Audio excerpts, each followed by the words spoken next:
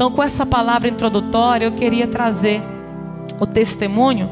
E eu quero deixar bem claro que tem um detalhe que eu vou falar que eu não vou falar em nenhum outro lugar. Eu só vou compartilhar com vocês, porque a Monte Tabor é minha família. Eu sou besta para chorar.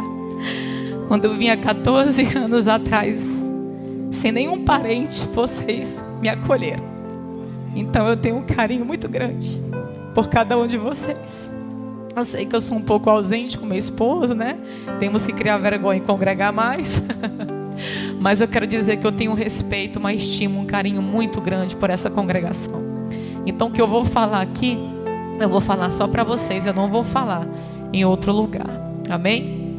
Queridos, eu coloquei alguns pontos aqui para você entender que o que Deus fez na minha vida, o plano dele, mesmo depois de sofrimentos, mesmo depois de caos, como o povo de Israel estava vivendo, mas o Senhor tinha um plano no futuro, que eu não sabia quanto tempo iria durar esse plano para se concretizar, mas no tempo dele, segundo a sua soberana vontade, ele se concretizou. Eu acho interessante a gente também poder lembrar aqui sobre essa soberania da vontade de Deus, que a gente não entende, não adianta. Lá em Isaías, no capítulo 55, o Senhor mesmo vai declarar através do profeta: os meus caminhos e os meus pensamentos são muito mais altos do que os vossos pensamentos. Lá em Romanos capítulo 11, quando o apóstolo Paulo vai fazer um cântico ao Senhor nesse capítulo, e ele vai dizer: quem conheceu a mente do Senhor? Em outras traduções, quem poderá sondar, discernir a mente do nosso Deus? Lá em Provérbios, no capítulo 16, você lembra o próprio sábio Salomão dizendo: o homem, ele maquina, ele planeja muita coisa no seu coração, mas é Deus quem vai determinar o seu caminho e todos os seus passos. Então Deus está no total controle da nossa vida. Ele está no total controle das nossas decisões e emoções. E eu, Nayá, por um tempo pensei que não era bem assim, mas hoje na prática eu posso compreender que de fato, como Paulo esclarece em Romanos 12, a sua vontade é sim boa, irmãos, é perfeita e é agradável. A vontade soberana de Deus é melhor do que a minha e a sua vontade, e o tempo de Deus também é melhor do que o teu tempo e a tua ansiedade. Vamos aprender a descansar no Senhor. É isso que Deus tem me ensinado nesse tempo. Então, de forma sucinta, eu coloquei só alguns pontos, mas de forma sucinta, para você entender. Eu tive o Israel em 2009, e depois dele eu te confesso que eu não pensava em ter filhos. Mas passaram-se os anos, e eu fui fazer faculdade. Depois que eu terminei, agora vamos tentar ter um filho, como se eu governasse a minha vontade, né? E aí em 2015 foi quando eu sofri a primeira perca. Aí em 2016 eu sofri a segunda perca. 2017 a terceira perca. 2018 a quarta perca. 2019 eu não engravidei. 2020, ano passado, ano retrasado, a quinta perca. Só que em todas essas percas, há algo que o Senhor tirou de mim, mas Ele substituiu e colocou algo dele. O Senhor me ensinou e amadureceu muitas coisas na minha trajetória de fé com Ele. E eu já falei sobre isso aqui, não vou falar mais do que Deus fez através na questão da minha filha, da Ana. E o Senhor começou a levantar, de 2017, 2018 para cá, muitos profetas e irmãos. Nayá, eu sonhei contigo tendo uma menina. Nayá, eu sonhei contigo tendo uma filha. Sonhei contigo grávida. E eu ficava na minha mente: ô Jesus, não me ilude não, Jesus, não me ilude não. Mas eu ficava ali ouvindo, mas eu guardava no meu coração. Talvez muitas pessoas que estão de fora não entendem o coração de esperança que uma mãe tem. Porque era para mim ter desistido, né? 5 percas seguidas. Mas eu não sei te explicar, havia um pouquinho de esperança, como o Senhor disse através de Jeremias: eu que vou dar essa esperança, é Deus que dá. Porque se for depender de circunstâncias favoráveis, nem sempre elas serão positivas para nós. Mas o Senhor é que planta uma sementinha de esperança. Eu ouvi muitas palavras, irmãs, que poderiam me colocar aprisionada dentro de um cativeiro como o povo de Israel. Mas o Senhor foi levantando pessoas, como levantou Jeremias para o seu povo, para renovar a esperança e dizer: calma, tem um futuro. Não se apega no hoje, não se apega na dor e no sofrimento de agora, Nayá, se apega na manhã. E quando eu pensava em desistir, levantava alguém, levantava um profeta, uma cidade que eu ia pregar, que nem me conhecia, e falava: tu vai ter uma menina, eu te vejo grávida. E assim o Senhor foi alimentando essa esperança no meu coração. De forma bem sintetizada, em 2020, no começo da pandemia, foi 2020, né? Foi no início, né? 2020, nós fizemos um acampamento. Não sei quem da congregação participou do Equibalo. Tem alguém daqui que estava lá? Kelsa, é testemunha do que eu vou falar. Tinha alguns jovens lá. Nessa manhã o Senhor, na noite, aliás, do sábado, Deus usou o pastor Giovanni, aquele que ministrou aqui. Teve até uns batismos com o Espírito Santo aqui de Araguaína. E ele começou a ser usado pelo Senhor e dizer assim: olha, ele não sabia da minha vida. Eu não conhecia o pastor Giovanni, meu esposo conhecia, mas eu não. Ele não sabia da minha história. Mas o Senhor usou ele, levantou e ele disse assim: eu não sei qual é o desejo do teu coração sobre outro filho, mas o Senhor manda te dizer que o Senhor vai te dar uma filha, porque esse é o desejo do teu coração. Tem uma menina e o Senhor vai te dar, e ela vai ser usada nas mãos do Senhor nessa terra. E ele ainda disse assim: e vai ser uma confirmação do ministério do Clebson. Eu não entendi, eu esqueci a profecia. Com 2 meses depois, pandemia, né, meu irmão? Só dentro de casa, engravidei. Em 2020, quando eu engravidei, eu fiquei com uma fé tão grande, irmãos, como nunca. Uma esperança que eu me agarrei tão grande. Agora vai. Passou um mês, aquele medo. Ai meu Deus, não vai. Agora passou um mês, vencemos. 2 meses, 3, nunca tinha ido tão longe. 4 meses de gestação. Então eu tive, não lembro se eu cheguei a ter um sangramento. Sei que de repente eu fui fazer uma ultrassom de rotina e o doutor disse: não tem mais batimento cardíaco. O irmão saiu de lá desolada, segurando o choro para não mostrar fraqueza para ninguém. Mas quando eu entrei no carro, comecei a chorar. Senhor, tu não disseste, Senhor, que tu ia me dar de novo, Senhor, de novo. O Senhor falou na frente de tanta gente, eu acreditei. Também não acredito mais em profeta. A rebeldia quis entrar. Não acredito mais no negócio desses profetas, não. Tadinho do irmão Giovanni. E aí, não foi só ele, entre outros, né? Passou o tempo, perdi. Mas nessa perca algo diferente aconteceu. Porque quando ele falou que não tinha mais batimento, veio aí uma fé do Clebson Bandeira na minha vida. E já era de tarde, eu falei: eu vou entrar para dentro do quarto, ninguém bate, ninguém me incomoda. Eu fiquei dentro do quarto. E eu fiquei orando até de noite, irmãos, pedindo para Deus ressuscitar.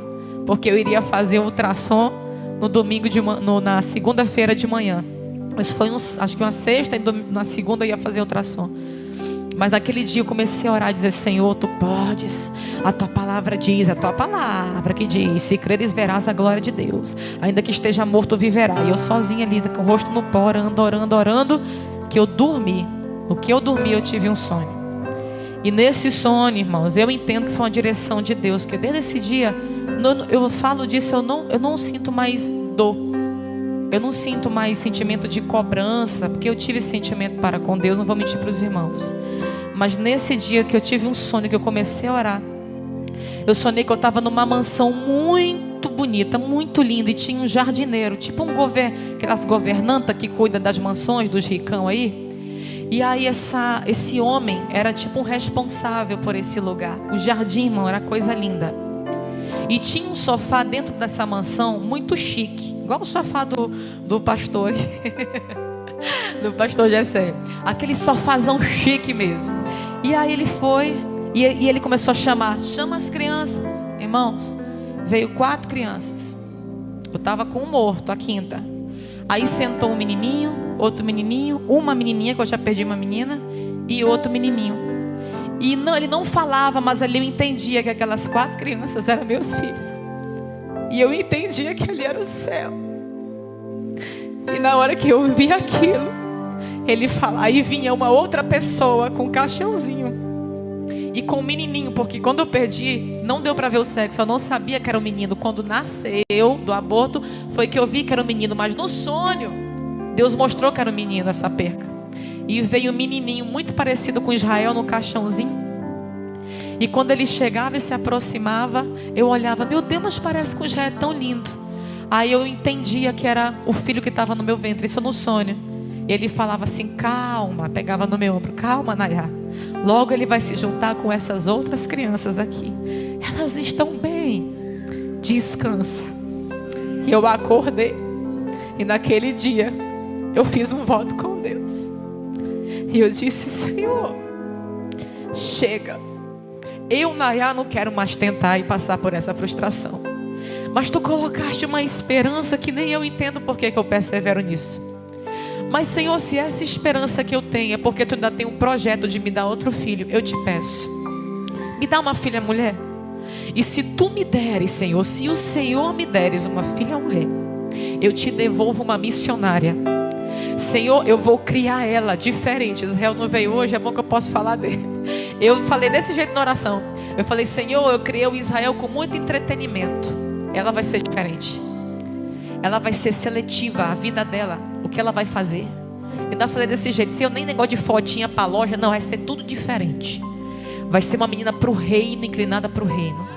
Senhor, eu quero, Pai querido, que ela seja uma missionária no teu reino. E eu me comprometo, Pai, a colocar ela, a levar ela desde criança. Eu falei desse jeito, lá naquela em Gaspar, naquela escola de meninas missionárias. Senhor, eu não como cobra, eu não como jacaré, eu não como cabeça de macaco. Eu não vou mentir, eu não como. Meu psicológico não deixa mais eu comer. Não sei se você come turu, né, gongozinho de coco. Eu vou mentir para você, eu não como. Mas eu orei desse jeito: Senhor, eu não como não, mas eu vou levar essa criança desde pequena para acostumar, desde pequena. Aí ela comeu o que for preciso para não ter frescura. E para ela crescer e servir teu reino sem dificuldade. Agora, Senhor, o coração do homem eu não posso inclinar. Eu vou fazer minha parte, mas que o Senhor volte o coração dela para ti. E tem mais uma coisa, Senhor. Se o Senhor me deres essa menina, Pai, quando ela tiver 1 ano de idade, eu vou fazer um culto lá na minha casa, no aniversário dela, e chamar de esquina a esquina todos os meus vizinhos, e eu vou falar do Senhor para essas pessoas. E tem mais uma coisa: se o Senhor me der uma menina, Pai querido, e me confiar a vida dela, Senhor, e me ajudar a criar ela nos teus caminhos para a obra missionária, eu te peço também que o Senhor venha colocar dentro dela, Pai, a chama, a ousadia e a coragem que tu deste para o meu esposo. O Clebson não está deixando sucessor e nem um legado de sucessor no sentido de um preparo, como Moisés fez com Josué. Mas, Senhor, que tu possa, Pai querido, o que o Senhor deu para o Clebson, fazer que a Ana dê continuidade debaixo da tua unção. E aí eu não lembrava da profecia do pastor Giovanni, que ele disse depois. Eu fui saber esses dias que eu fui lembrar, que ele falou justamente isso, que seria uma confirmação do ministério do pastor Clebson Bandeira. Então, olha os mistérios de Deus. E para mim já concluir, quando eu engravidei, eu falei: Clebson, eu não vou postar nada, eu não vou falar nada para ninguém. Poucas pessoas sabiam. Quem me via se espantava: oh, gente, faz tempo que eu não te vejo, até com bucho. Pois é, não contei até vocês, pouca gente sabia. Mas quando eu fiz isso, foi uma orientação de Deus ficar mais na minha mesmo. Passando-se um tempo já, então quando eu descobri da gravidez, pulei isso aqui que eu já tenho 2 pontos, eu vou já orar. Quando passou esse tempo da gravidez, eu pulei uma parte. Quando eu fiquei sabendo, olha o mistério, quando eu fiquei sabendo que eu estava grávida, estava tendo uma conferência com o pastor Jabes de Alencar, lá na Jerusalém à tarde. Não sei se vocês lembram, alguém foi daqui. Nesse dia eu descobri que eu estava grávida. Eu tinha acabado de perder um bebê. Tinha nem 1 ano. Quando eu engravidei em 2021 já, que eu fiquei sabendo que eu peguei ali o teste, eu mostrei para minha esposa e comecei a chorar. Olha a fé da mulher: meu Deus, de novo vou perder. Olha, depois de 2020 ter pedido, ter orado, né? Pedi, fiz um voto com o Senhor. Mas aí eu comecei a chorar. O Clebson: não, meu amor, agora vai. Aquele jeito do Clebson, né? Agora vai em nome de Jesus. Não, meu amor, já foi 5 vezes. Mas agora você tem um homem de Deus nessa casa. Eu não sou menino do buchão, não. Eu sou profeta. E eu estou dizendo que agora vai, em nome do Senhor Jesus. Sai, Satanás. Aí fez aquela jeito dele lá. Aí eu sem acreditar, sem esperança. Bora lá para a conferência. Aí eu vou: não tem nem cabeça para ir para a conferência. Você vai, que você não se governa. Você não anda por sentimento. Nós vamos juntos. E aí nós fomos juntos, eu, ele e o Israel. Eu fui toda de chinela, desarrumada, estava sem vontade de ir. Eu estava desolada, irmão, pensando que ia perder de novo. Quando eu sento na cadeira, passa uns 20 minutos, o Clebson sobe na escada, que eu fiquei na galeria, e faz assim para mim, ó. Eu já fui zangada. Mulher sabe, né, quando briga com o marido. E eu já fui zangada. Ai, meu Deus, o Clebson vai me chamar para ficar lá na frente. Eu estou toda desarrumada. Aí na hora que ele chegou: vem cá. Aí virou para o irmão do lado, presbítero Josimar da Alto Refúgio. e falou bem assim: fala para ela o que o senhor acabou de me falar quando eu cheguei na igreja. Eu não vou falar não, o senhor que vai falar. E ele não entendendo nada, ele falou assim: tu lembra que 4 anos atrás eu coloquei a mão na tua barriga, na Alto Refúgio, quando tu pregou, e eu orei por ti? Lembro vagamente, irmão. Pois é, eu orei, mas chegou o tempo da promessa a se cumprir. O Senhor vai te dar uma menina, ela vai ser uma missionária na obra de Deus, e dessa vez, assim te diz o Senhor, vai segurar. Eu já vejo ela formada para a honra e glória de Deus. Não tema, que o Senhor já te deu. Eu já vejo ela perfeita nos teus braços, assim diz o Senhor. Aí de novo, a mulher incrédula: meu Deus, não me ilude não, Jesus, não me ilude não. Eu comecei a chorar, irmão, não prestei nem atenção no que o pastor Jabes pregou. Eu chorei a mensagem todinha, mas aqui orando: Senhor, faz isso mesmo, Senhor. Senhor, não me deixa ser iludida de novo, Senhor, faz isso. E foi quando eu decidi esconder a gravidez. Passou os meses, eu vou no 8º mês, na minha penúltima consulta, a médica diz: Nayá, nós vamos ter que tirar com 37 semanas. Tem uns médicos que conhecem a tua situação, e o Senhor diz, aliás, Senhor não, ó, disse assim: já tem que tirar, é melhor tirar logo, já teve muita perca, é bom a gente tirar. Aí me angustiou, que eu queria ter normal, não sabia nem se eu podia, mas eu preferiria pela recuperação. E naquele momento, irmãos, eu fiquei angustiada. Aí eu lembrei de uma profecia de 2 meses antes, da pregadora Mariana, que eu já trouxe aqui, que é usada pelo Senhor, e disse assim: Nayá, assim te diz o Senhor, 2 meses antes disso, eu não estava lembrando. Deus orientando em tudo, irmão, em tudo, regendo em tudo. E aí falou assim: o Senhor manda te dizer que essa criança vai nascer antes das 40 semanas. Não é para tu temer, confia, porque Deus vai te dar um livramento. É um livramento que o Senhor está trazendo na tua vida e dessa criança. E eu não lembrava, aí comecei a me angustiar. E o Cleves: não, vamos orar para virar. Mas a menina não virou. Mas nós vamos orar, meu amor, mas tem a vontade de Deus, meu amor. A menina não vira mais não, a doutora falou, que já está com esse tanto de quilo, tá desse jeito. Meu outro ainda é bicorno, ainda tem isso. E aí ele pegou insistindo, eu fiquei sem paz. Aí o Senhor me lembrou, estava na cozinha, e o Senhor me lembrou a profecia da Mariana. Eu fui ouvir usar de novo, eu disse, liguei para a doutora: nós vamos fazer semana que vem. O Senhor, eu evangelizava muito ela, né? Eu e o Cleves. Aí eu falei: o Senhor disse, lembra que eu lhe falei? Eu não lembrava, mas o Senhor disse que é antes, então vamos ter antes. Depois de 20 dias que eu fui tirar os pontos, ela me contou que eu tive uma situação chamada creta, que é quando o útero fecha, atrofia, parece, e a placenta vai para dentro da hemorragia e morre mesmo a mãe se não tirar o útero. E naquele momento que ela falou, lembrei: olha o Senhor regendo, olha o livramento que o Senhor disse que traria. E o Senhor fez isso pela misericórdia dele.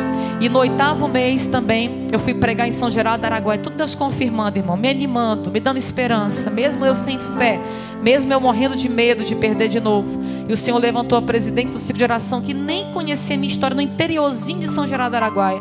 E ela pegou a mão na minha barriga, eu estava com uns 4 meses só. E acho que eram uns 4, 5, 6 meses, acho que 6 meses. Ela virou e falou assim: assim te diz o Senhor, irmã missionária Nayá, tu vai ter o prazer de cuidar. O Senhor te diz que tu vai ter o prazer de trocar. O Senhor diz que tu vai ter o prazer de criar. O Senhor disse que para tu não temer, porque Ele vai te dar essa criança. Ela só esqueceu de falar que eu também nem ia dormir de madrugada, irmão, que tem 2 meses que eu não durmo, mas glória a Deus, não vou reclamar de nada não. O fato é, quando o Senhor fez tudo isso que eu falei para vocês, que eu estou resumindo o resumo dos resumos aqui, foi quando aconteceu o mais extraordinário, que é o último ponto. Aquele profeta que eu vi na Jerusalém, quando eu descobri que estava grávida, eu só vi ele 3 vezes. Nesse dia, no último período que eu já ia tirar a nenê, lá naquela reunião de pastores no Tempo Central, a última reunião, quando eu vi, eu me arrepiei todinha, que eu só vi ele no começo e no final. Aí ele veio com aquele jeito dele, que ele dá assim, medo, assim, quando ele é bem assim, sério, né? Aí ele chegou assim, pegou na minha mão: lembra de mim? Lembro, como é que eu não vou lembrar? Pois o Senhor disse, né? E vai nascer. Aí eu, em nome do Senhor Jesus, mas ainda estava com medo. Em nome do Senhor Jesus, já estava no 8º mês. Aí nasceu a Ana. Aí quando nasceu a Ana, depois de 28 dias, ela teve uma infecção, uma sepsis tardia. Pouca gente sabe disso. Eu fiquei mais ou menos uns, acho que 14 dias, eu acho, no hospital, 13 dias no hospital internada, com ela sendo medicada por antibiótico. E na hora que a gente estava lá, um dia antes de eu sair, quem que aparece no hospital, irmão? O profeta. Chegou lá e falou assim: irmã Nayá, quando eu abri a porta, eu estava sozinha nesse dia. Quando eu abri a porta, Meu Deus, o que é que o senhor veio fazer aqui? Pelo amor de Deus, eu tô é com medo. Aí ele chegou assim: eita, irmã Naya, deixa eu ver a benção. Eita, mas esse Deus é fiel, né? Esse Deus é fiel. Eu peguei, ele é fiel. Ele é fiel mesmo quando a gente duvida, mas ele permanece fiel. E ali ele sentou no sofazinho. Eu só vim te dar um recado. Quando tu sair daqui, porque amanhã tu vai receber alta. E eu recebi alta no outro dia. Tu vai para tua casa e tu vai marcar um sábado, porque eu viajo a semana inteira. E tu vai reunir os teus filhos, a tua sogra, o teu marido, mais ninguém, na tua casa, porque o Senhor tem um recado para entregar. Isso que eu vou falar, só vou falar aqui, não vou falar isso aqui mais para ninguém. E ele falou assim: eu vou trazer um recado do Senhor sobre a vida do Israel e sobre a vida da Ana. E até a Ana eu sonhei, o profeta se levantou falando o nome, e o voto que eu fiz foi por causa do que Ana fez com Samuel, a entrega. Por isso também coloquei o nome de Ana, para terminar o testemunho. Nesse momento que ele disse isso, que eu saí no outro dia, isso foi uma terça, no sábado eu marquei para ele lá em casa. Aí vem o mistério. Ele não sabia do voto que eu fiz em secreto, só eu e Deus sabia. A única pessoa que eu contei ainda foi ali a Adriana, né? E a Iracilda, numa chácara que a gente estava ali do pastor Givanildo. E eu compartilhei com ela, mas ninguém sabia desses detalhes. Irmão, aqui vem o mistério. Na hora que ele chegou lá em casa, ele pegou Israel e ele falou assim: vocês pensam que o Israel tem ministério na igreja e tal? E começou a falar: mas vai ser tudo diferente como vocês estão pensando. Com Israel vai ser diferente. O Senhor vai prosperar essa criança. O Senhor vai abençoar. E tu, Israel, vai ser um semeador no reino de Deus. E começou a falar tanta coisa linda. E ele estava precisando de um renovo, meu irmão, faz tempo, adolescência. E ele começou a chorar ali e receber do Senhor aquela palavra. Quando foi depois, ele não sabia do voto que eu fiz das missões. Ele chegou e disse assim: a Ana, está aqui o país que o Senhor está dizendo que ela vai. Aí mostrou o país da África, a nação da África, esse continente, mostrou para a gente, aquelas crianças dançando, um vídeo que está rodando. É para esse lugar que o Senhor chama essa criança. Essa criança é para vocês esconderem. Orem sobre essa criança. O Senhor tem um chamado sobre ela. E o Senhor me trouxe aqui para ungir essa criança. Aí ele pegou o óleo, irmãos, foi muito forte. Pegou os 2 pezinhos dela e ungiu. E começou a orar. O Senhor está dizendo que Ele vai levar essa criança às nações. E que Ele vai usar ela na obra missionária. E tudo aquilo que eu orei naquele dia, eu entendi. O Senhor escutou a minha oração, irmãos. E o Senhor concedeu o desejo do meu coração. Eu não estou falando aqui porque eu sou merecedora de alguma coisa. Pelo contrário, há uma responsabilidade muito grande agora sobre a minha vida. E eu peço oração a vocês, os meus irmãos da minha congregação, para redobrarem as orações pela minha família. E que o Senhor me dê sabedoria, entendimento e perseverança para criar essa criança nos caminhos do Senhor. E para que o Senhor incline o seu coração todos os dias da sua vida em cumprir a sua vontade, para a honra e para a glória do seu nome. Esse é o testemunho. Isso foi o que Deus fez comigo. Porque lá em Jeremias, no capítulo 29, no versículo 11, ele diz: sou eu que conheço os planos que eu tenho para vocês, diz o Senhor, planos de fazê-los prosperar e não de causar dano, plano de dar a vocês esperança e um futuro. Então vocês clamarão a mim, virão orar a mim, e eu vou ouvir a vocês. Gostaria que você ficasse de pé, por gentileza.